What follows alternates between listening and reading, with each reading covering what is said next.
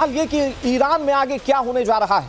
America और Iran के रिश्तों में तल्खी इतनी बढ़ चुकी है कि युद्ध के बादल मंडराने लगे हैं। दोनों देश एक दूसरे को वार्निंग दे रहे हैं। ट्रंप ने बहुत सीधे कह दिया है कि प्रदर्शनकारियों की हत्या होती रही तो अमेरिका चुप नहीं बैठेगा। दूसरी तरफ अमेरिकी विदेश मंत्री ने साफ साफ कहा कि ईरान बातचीत और युद्ध दोनों के लिए तैयार है। अमेरिका जो चाहे वो चुन ले, ये ईरान की ओर से कहा गया।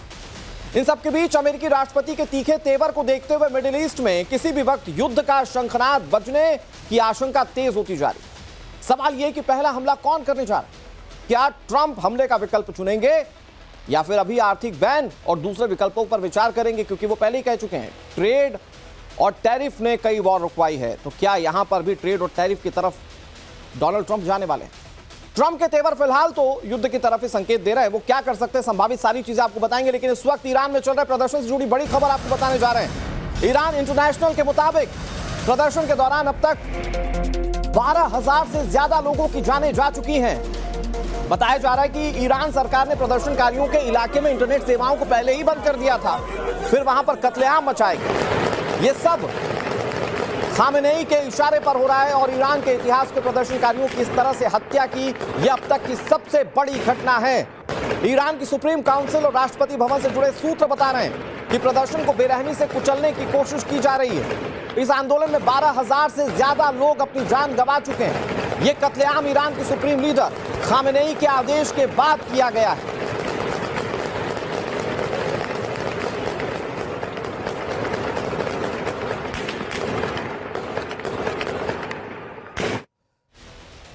तो दर्शकों जरा सोचिए कि ईरान में अब तक प्रदर्शन के चलते 12,000 जानें जा चुकी हैं।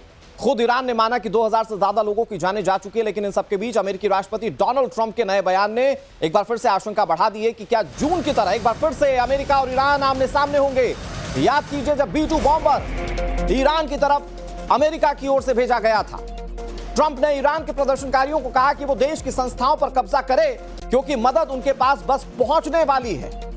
दुनिया के सबसे ताकतवर देश अमेरिका के मुखिया के इस बयान को सीधे सीधे सैन्य कार्रवाई से जोड़कर देख रहे हैं। खबर यह भी है कि अमेरिकी सैन्य अधिकारियों ने ट्रंप को सैन्य कार्रवाई के अलावा कई विकल्पों की राय दी है। लेकिन ट्रंप को सैन्य कार्रवाई ज्यादा भा सकती है और हो सकता है कि इसीलिए वो कह रहे हो कि मदद आप तक पहुंच रही हो। डोनाल्ड ट्रंप प्रदर्शनकारियों को कह रहे हैं एक तरफ प्रदर्शनकारी बड़ी तादाद में मारे जा रहे हैं, दूसरी तरफ डोनाल्ड ट्रंप कह रहे हैं मदद आने वाली है। तो लोग इसे इस तौर पर देख रहे हैं कि संभवतः सैन्य सहायता जल्द डोनाल्ड ट्रंप ईरान को दे सकते हैं। तो सबसे बड़ा सवाल यह है कि अमेरिका क्या करने वाला है। पिछले काफी दिनों से अमेरिका बहुत ज्यादा एक्टिव है और ज्यादा पीछे मत जाइए। मादुरो को किस तरह से उनके ही देश से उठा लिया था अमेरिका ने, ये कोई भूल नहीं पाया है। और अब क्या अगला टारगेट ईरान होने जा रहा है। हालांकि उनके बयान क्यूबा की तरफ भी इशारा करते हैं, ग्रीनलैंड की तरफ भी इशारा करते हैं, लेकिन इस वक्त सबसे ज्यादा भयावह स्थिति है। सबसे ज्यादा भयावह स्थिति अगर कहीं है तो वो ईरान में है। ईरान कभी बहुत अच्छा हुआ करता था, ये अमेरिकी राष्ट्रपति डोनाल्ड ट्रंप कह रहे हैं। वो कह रहे हैं हमारे कुछ निवेशक वहां पर निवेश करते थे, लेकिन अब ये नरक की तरह हो चुका है। और ये डोनाल्ड ट्रंप क्यों कह रहे हैं? क्योंकि अब तक 12,000 प्रदर्शनकारियों की मौत हो गई है। ये युवाओं का प्रदर्शन था जो इस तौर पर शुरू हुआ कि डॉलर के मुकाबले ईरानी पैसा जो है वो लगातार गिरता जा रहा है। वहां से ये प्रदर्शन की शुरुआत हुई। 10 दिन से ज्यादा हो चुका है इस प्रदर्शन को और अब तक 12,000 मौतें। सोचिए जरा कि वो सरकार कितनी दमनकारी हो सकती है जिसने प्रदर्शनकारियों को बड़ी तादाद में मार दिया। कई शहरों की आबादी होती है 10-12,000 और इतने लोगों को ईरान में मार दिया गया सिर्फ प्रदर्शन करने के चलते। लेकिन अमेरिकी राष्ट्रपति डोनाल्ड ट्रंप जो बातें कह रहे हैं उससे क्या संकेत मिल रहे हैं मैं आपको बताता हूं। दरअसल अमेरिका के राष्ट्रपति डोनाल्ड ट्रंप ने साफ कर दिया है कि प्रदर्शनकारियों की हत्या को किसी तरीके से स्वीकार नहीं किया जाएगा। अगर ईरान की घेराबंदी पर नजर डालें तो युद्ध के हालात बने तो ईरान चौतरफा अमेरिकी हमलों का शिकार हो सकता है। चूंकि ईरान के चारों तरफ अमेरिकी एयरबेस का पूरा घेरा है। मैं आपको डिटेल में बताता हूं कि कहां कहां अमेरिका के बेसेस तैयार हैं जो कि ईरान को चौतरफा घेर कर रखे हुए हैं। दोहा के पास अमेरिका का सबसे मजबूत एयरबेस अल उदैद एयर है। यह एयरबेस मध्य पूर्व का सबसे बड़ा अमेरिकी बेस है। यहां पर 10,000 अमेरिकी सैनिक और फाइटर जेट्स हमेशा तैनात रहते हैं। 10,000 सैनिक का मतलब समझिए, अमेरिकी सैनिक यहां पर लगातार तैनात रहते हैं। सबसे बड़ा बेस है अमेरिका के मिलिट्री का। यूएस सेंट्रल फॉरवर्ड कमांड का फॉरवर्ड हेडक्वार्टर भी यहीं है। दूसरा एयरबेस अल धफरा एयर है जो कि संयुक्त अरब अमीरात के पास है। यहां पर अमेरिका ने F-35 जैसे फाइटर्स और टोही विमान तैनात किए। इसके अलावा रियाद की तरफ से भी प्रिंस सुल्तान एयरबेस के जरिए घेराबंदी ईरान की अमेरिका कर सकता है। एयर डिफेंस सिस्टम और ऑपरेशंस के लिए भी बेस बहुत अहम माना जाता है। साथ ही कुवैत में अली अल सलेम एयरबेस है, जहां से युद्ध के हालात में एयर ऑपरेशंस और रिफ्यूलिंग के लिए अमेरिका इनको इस्तेमाल कर सकता है। जबकि इराक के अनबार प्रांत में भी अल असद एयरबेस अमेरिका का है। इराक में अमेरिका का सबसे एडवांस्ड एयरबेस ये माना जाता है। तुर्की में भी इंजरलिक एयरबेस है, हालांकि ये कुछ दूरी पर है, लेकिन ये बहुत इंपॉर्टेंट है, बहुत महत्वपूर्ण है ईरान की घेराबंदी के लिए। मैं आपको जरा मैप के जरिए समझाने की कोशिश करता हूं। इसको अगर थोड़ा सा टाइम लेकर आप समझेंगे, ईरान यहां है, चौतरफा घेराबंदी है अगर आप इसे देखें, क्योंकि आप देखें कहां कहां घेराबंदी करके रखी है। ये तुर्की तक घेराबंदी है। यहां पर कुवैत है, कुवैत में अली अल सलेम एयरबेस है। इसके अलावा यूनाइटेड स्टेट अमीरात में प्रिंस सुल्तान एयरबेस है, जो कि रियाद के बहुत करीब है। इसके अलावा अल उदैद एयरबेस दोहा के बहुत करीब है। इसके अलावा यूनाइटेड स्टेट अमीरात में अल धफरा एयरबेस है, जो कि संयुक्त अरब अमीरात में है, और यह बहुत महत्वपूर्ण हो सकता है ईरान की घेराबंदी करने के लिए।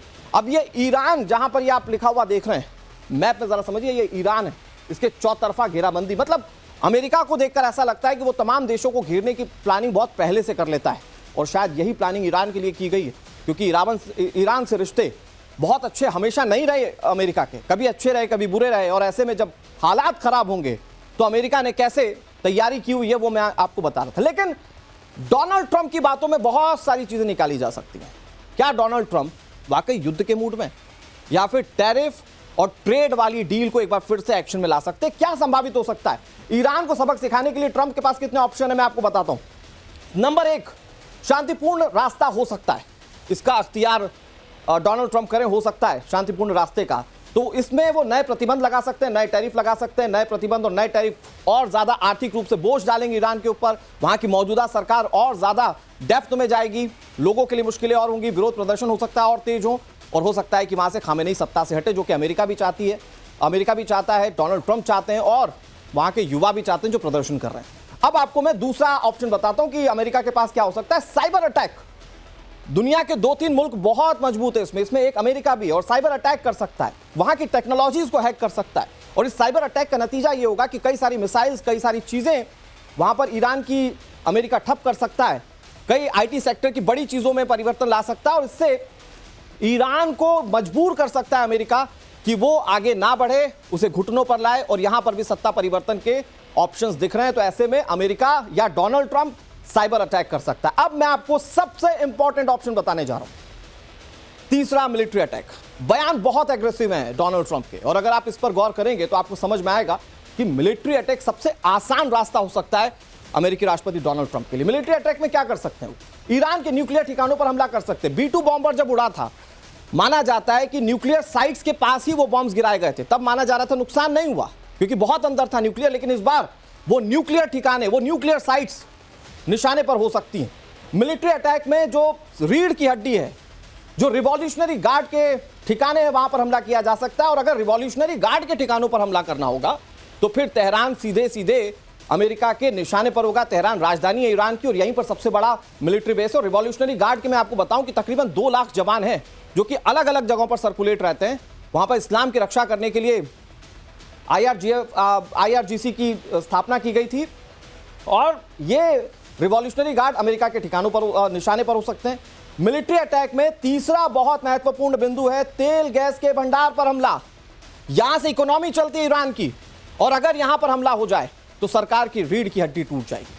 सरकार वहां कुछ नहीं कर पाएगी, जवाब देना होगा अपने लोगों को। हो सकता है कि जो अब लोग प्रदर्शन के लिए नहीं उतरे, हो सकता है वो भी प्रदर्शन के लिए आए, और ये एक स्ट्रेटेजी हो सकती है मिलिट्री अटैक के जरिए, जिससे कि घुटनों पर ले आए ईरान की सरकार को डोनाल्ड ट्रंप। और उनकी बातों में ये वाला ऑप्शन ज्यादा समाहित दिखता है, जिसमें कि वो एग्रेसिव नजर आ रहे हैं। इन सबके बीच एक बड़ी खबर मैं आपको बताता हूं।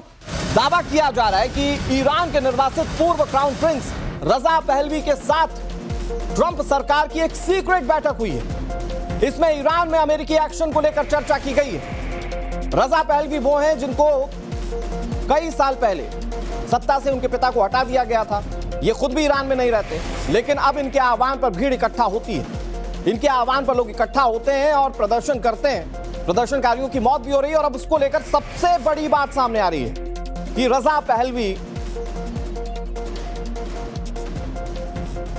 अमेरिकी सरकार के साथ एक सीक्रेट मीटिंग कर चुके हैं। अब ये सीक्रेट मीटिंग क्या हुई है, मैं आपको थोड़ा समझाने की कोशिश करता हूं। ट्रंप प्रशासन ईरान के खिलाफ मिलिट्री एक्शन पर मंथन कर रहा है। व्हाइट हाउस में टॉप अमेरिकी अधिकारियों की बड़ी बैठक हुई। बैठक में ईरान को लेकर संभावित सैन्य रणनीतिक विकल्पों पर मंथन किया गया। कहां हमला किया जाएगा तो सबसे ज्यादा डेंट होगा, इस पर मंथन किया गया। राष्ट्रपति डोनाल्ड ट्रंप ने साफ संकेत दिए कि तेहरान के साथ बातचीत का रास्ता बंद हो चुका है। ईरानी अधिकारियों के साथ प्रस्तावित बैठकें रद्द हो चुकी हैं। ईरान के निर्वासित पूर्व क्राउन प्रिंस रजा पहलवी के साथ एक सीक्रेट मीटिंग हुई है जो बहुत इंपॉर्टेंट है। रजा पहलवी वही है जिन्होंने लोगों को कहा कि आप सड़कों पर उतरिए और उसके बाद बड़ी तादाद में लोग सड़कों पर उतर आए, खासतौर पर युवा। व्हाइट हाउस के विशेष दूत स्टीव विटकॉफ ने हाल ही में बैठक की है। इस सीक्रेट मीटिंग को लेकर बात सामने आई। प्रदर्शन शुरू होने के बाद ट्रंप सरकार ईरानी विपक्ष के बीच यह पहली हाई लेवल मीटिंग है। सन 1979 की यह बात है जब इस्लामिक क्रांति में सत्ता से शाह के बेटे जो रिजा पहलवी हटाए गए थे, उनके बेटे हैं रजा पहलवी, जो 1979 में इस्लामिक क्रांति के बाद हटा दिए गए थे। अमेरिका में निर्वासन में रहकर ईरानी विपक्ष की अगुवाई रजा पहलवी लगातार करते रहे और ऐसे में जब बड़ा आंदोलन वहां पर छिड़ चुका है तो रजा पहलवी के लिए एक बड़ा ऑप्शन दिखाई देता है ईरान में वापसी का। और उस लिहाज से देखें तो सीक्रेट डील, सीक्रेट मीटिंग बहुत इंपॉर्टेंट। इन सबके बीच ईरान में फ्री इंटरनेट, मस्क का स्टारलिंक दे रहा है। प्रदर्शनों के बाद खामेनेई ने इंटरनेट सेवाओं को बंद कर दिया था और खबर यह आ रही है कि एलॉन मस्क ईरान में फ्री इंटरनेट दे रहे हैं। और संभवतः इससे होगा कि अब तक 12,000 मौतों पर आपने उतना हाहाकार मचते हुए नहीं देखा, लेकिन 12,000 मौतों की हर एक तस्वीर आपके सामने होगी जब इंटरनेट चलने लगेगा। इस बीच बड़ी खबर आपको बता दें, ईरान में खामेनेई शासन के खिलाफ लगातार प्रदर्शन जारी है। विरोध प्रदर्शन का आज 18वां दिन। बीते 18 दिनों से ईरान की सड़कों पर ब्लड शेड हो रहा है, रक्तपात जारी है। और इस बीच एक बड़ी खबर यह है जिसको लेकर माना जा रहा है कि यह ईरान की सियासत में, ईरान के भविष्य के लिए बहुत महत्वपूर्ण घटनाक्रम हो सकता है अगर किसी प्रदर्शनकारी को सरेआम फांसी दे दी जाए। आंदोलन की अगुवाई इरफान सुल्तानी कर रहे थे। इस 26 साल के व्यक्ति को फांसी की सजा दी जा सकती है। इन्हें लेकर अमेरिका बहुत क्लियर कह चुका है, फांसी हुई तो नहीं छोड़ेंगे। खामेनेई शासन के खिलाफ प्रदर्शन में ये शख्स शामिल थे। कई जगहों पर इन्होंने प्रदर्शन की अगुवाई की थी और जो कि अयातुल्लाह खामेनेई अपने बयानों से दिखा रहे हैं कि किसी को भी छोड़ा नहीं जाएगा, जो भी अल्लाह के खिलाफ है इन्हें फांसी दी जा सकती है सरेआम।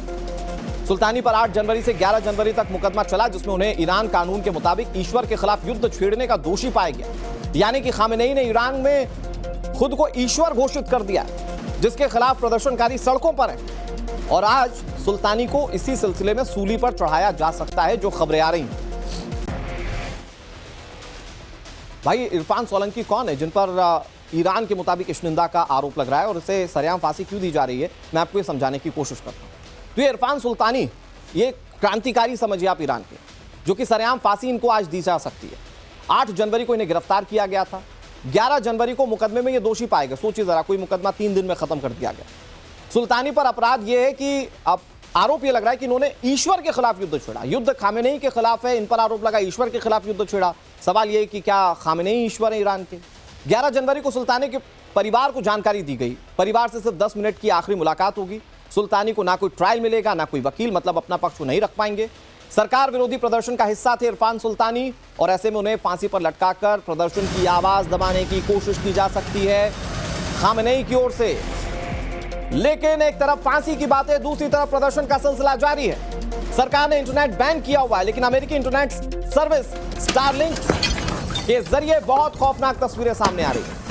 ईरान में प्रदर्शनकारी अब खामेनेई की सत्ता को उखाड़ फेंकने के लिए कैसे उतारू है, ये तस्वीर आप देखिए। भीड़ ने वहां पर एक इमारत को आग के हवाले कर दिया। ईरानी सरकार के खिलाफ लोगों का गुस्सा बढ़ता जा रहा है। प्रदर्शनकारियों पर गोली चलाने के बाद तो लोग और भड़क उठे और फिर सारी बातों का लबोलुआब ये कि 12,000 मौतें अब तक 18 दिन के प्रदर्शन में हुई हैं और पूरी दुनिया सवाल पूछ रही कि भाई प्रदर्शन करने का सिला क्या ये दिया जाएगा कि लोगों को सरेआम गोली मार दी जाए। ईरान की सड़कों पर उतरे प्रदर्शनकारी किस कदर आक्रोशित हैं, आपने तस्वीरों के जरिए देखा।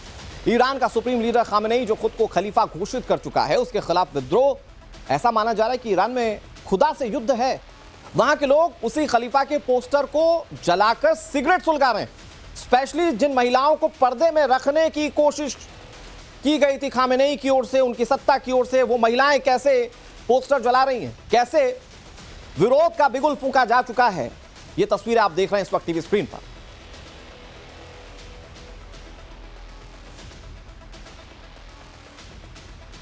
सवाल ये कि क्या यहीं से अमेरिका में खामेनेई की सत्ता बदलने की शुरुआत हो चुकी है? अब मैं आपको कुछ तस्वीरों के माध्यम से बताता हूं कि ईरान की जनता, ईरान की आवाम के मन में क्या चल रहा है, वहां के युवा क्या सोच रहे हैं। ये तस्वीर आप देखिए, कुछ पुरानी हो सकती है तस्वीर, लेकिन सोशल मीडिया पर जरा अगर वो पहली वाली तस्वीर महिला के साथ अगर आप रोक दें तो उस तस्वीर के जरिए ये देखिए, ये तस्वीर है, ये खामेनेई का पोस्टर जला रही है ये महिला, इनके हाथ में सिगरेट है और इससे एक मैसेज देने की कोशिश की गई कि भाई आपने अपनी रूढ़िवादिता के चलते जितना दबाना था दबा लिया, अब ईरान की जनता को आप नहीं रोक पाएंगे।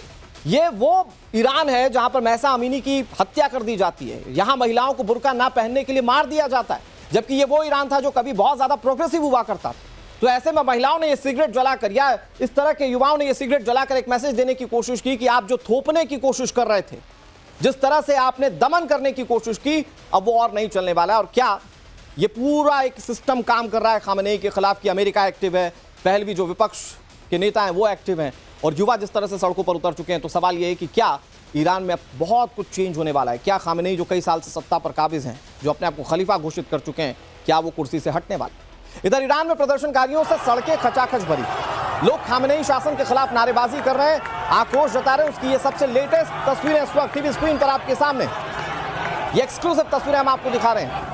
और सवाल ये कि ईरान में क्या होने जा रहा है? अमेरिका तो कह चुका भाई खुलकर सड़कों पर उतरिए, मैं आपके साथ खड़ा हूं। उससे ज्यादा दमन कितने दिन तक कोई सह सकता? ऐसा लग रहा है कि वो युवा इस बार मन बना चुका है कि अब नहीं सहेंगे आप। और वो युवा कैसे प्रदर्शन कर रहा है, ये तस्वीर आपके सामने।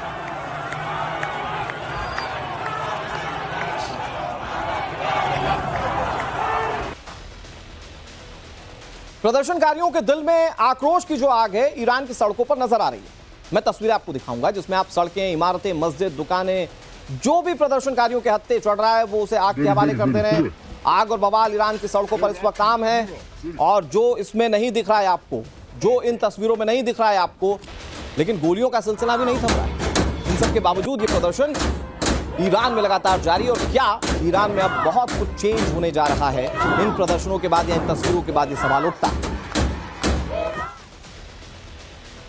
ईरान में प्रदर्शनकारियों पर खामेनेई शासन का दमन जारी है। सड़कों पर सरेआम लोगों को गोलियां मार दी जाती हैं, दौड़ा दौड़ा कर उन्हें गोलियों का शिकार बनाया जा रहा है। ये तस्वीर आप देखिए, गोलियां चलते हुए साफ तौर पर आप सुन पाएंगे। ये एम्बियंस के साथ तस्वीर आप देखिए, इसमें आपको गोलियों की तड़तड़ाहट सुनाई देगी। एक तरफ प्रदर्शन, दूसरी तरफ गोली। ईरान में हालात क्या बने हुए उसकी लगातार तस्वीरें आप देख रहे हैं। लेकिन अमेरिकी राष्ट्रपति डोनाल्ड ट्रंप ने ईरान के प्रदर्शनकारियों को बहुत सीधा संदेश दिया। संदेश ये कि ईरानी देशभक्तों, अपना प्रदर्शन जारी रखो, अपने संस्थानों पर कब्जा कर लो, हत्यारों और अत्याचार करने वालों के नाम याद कर लो, उन्हें इसकी भारी कीमत चुकानी होगी। प्रदर्शन खामेनेई के खिलाफ है और ये जो शब्द है डोनाल्ड ट्रंप के अमेरिकी राष्ट्रपति की, ये भी खामेनेई के खिलाफ। अमेरिकी राष्ट्रपति लिख रहे हैं उन्हें इसकी भारी कीमत चुकानी होगी, यानी दमन करने वालों को इसकी कीमत चुकानी होगी। आगे वो लिख रहे हैं, मैंने ईरानी अधिकारियों के साथ सभी बैठकें रद्द कर दी हैं, मदद रास्ते में है। मदद रास्ते में है का मतलब ये है कि संभवतः या तो फाइटर जेट्स या तो अमेरिकन आर्मी हो सकता है कि ईरान की तरफ कूच करे और उसकी संभावनाएं ज्यादा हैं। देखने वाली बात होगी कि अमेरिका ईरान के खिलाफ क्या करने वाला है।